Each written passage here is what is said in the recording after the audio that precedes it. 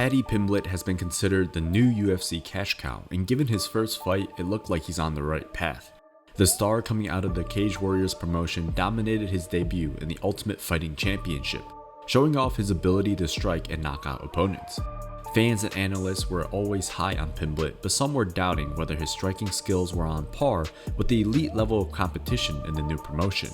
It's clear that Paddy has all the skills needed to continue his ascension in the UFC, and there's more to come. Today we're going to take a step back to discuss the success that Paddy has outside of the UFC, whether he has what it takes to continue his success, and also what his next possible fights would look like to get to the top of the lightweight division. Success outside of the UFC. Paddy got his start in the Cage Warriors promotion, a prestigious promotion known primarily in the UK. It's generally understood that if you do well here, you'll be able to get a contract into the UFC.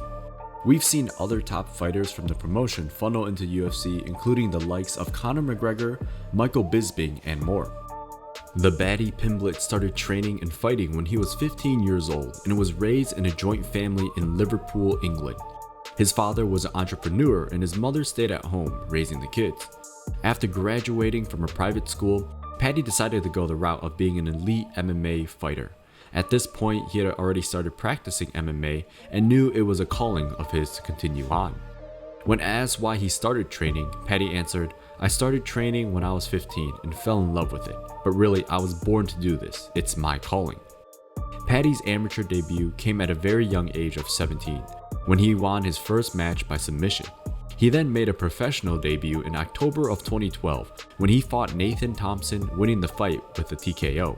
After the fight, Paddy continued his interest in martial arts and even received a black belt in Brazilian Jiu-Jitsu.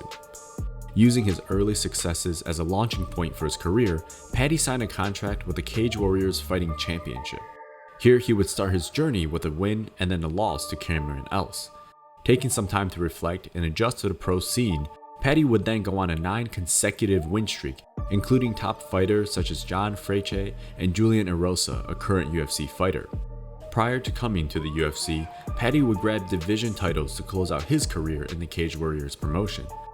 That resembles the likes of Conor McGregor and Michael Bisping, both who were popular and also great fighters whose career translated well into the UFC.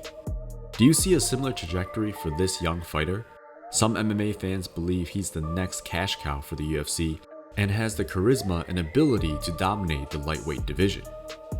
Is Paddy good enough? This was echoed across the MMA fan base again and again, as many saw this young, confident fighter talk and get hyped into the UFC.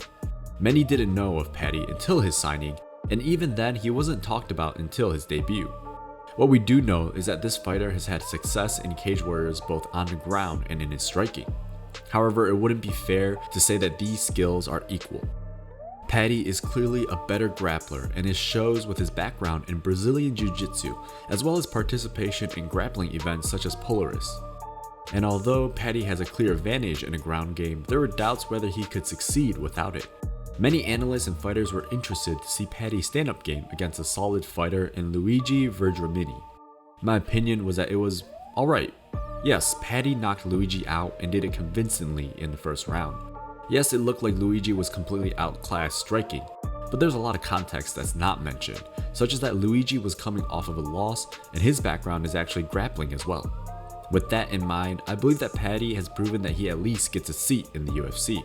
The hype that came with his signing is valid and he looked great in his debut. What we haven't seen is his grappling and whether it's enough to handle the top 10 fighters such as Dan Hooker, Beneil Dariush, and Dustin Poirier.